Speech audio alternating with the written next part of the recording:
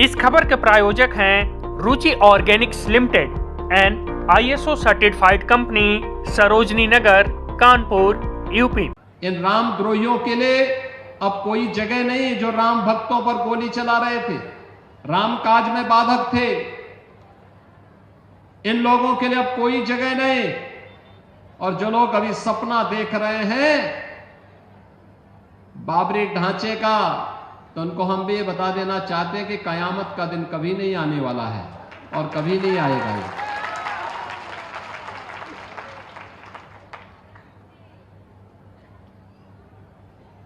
कयामत के दिन के लिए मत जियो।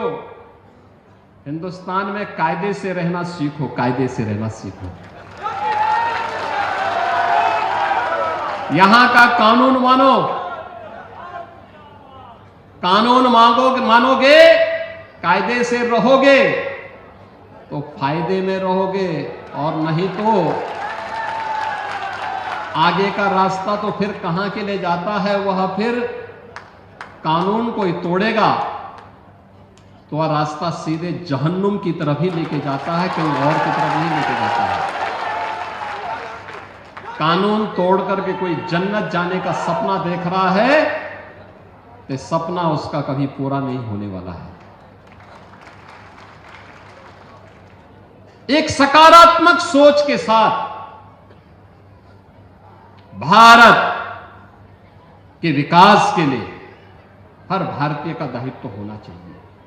हम सब भारतीय मिलकर के एक भारत श्रेष्ठ भारत के निर्माण के लिए कार्य करें। एक भारत श्रेष्ठ भारत हर भारतीय के लिए अभीष्ट होना चाहिए। हमारे जीवन का संकल्प होना चाहिए, हमारा देश वैभवशाली हो, हमारा देश विकसित हो। हर संत की साधना अपने देश के लिए होती है, अपने धर्म के लिए होती है, और धर्म भी देश के लिए समर्पित होता है। दोनों एक दूसरे के पूरक बनकर के कार्य करते हैं, अलग नहीं हो सकते। एक शरीर है तो दूसरी उसकी आत्मा है, दोनों को अलग करके नहीं रखा जा सकता है, अलग नहीं किया जा सकता है। और अगर आप अलग करने का प्रयास करेंगे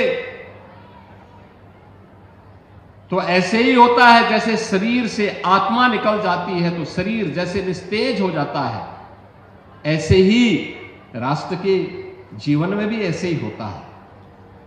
भारत और सनातन दोनों एक दूसरे के पूरक हैं, दोनों को अलग करके नहीं रखा जा सकता है।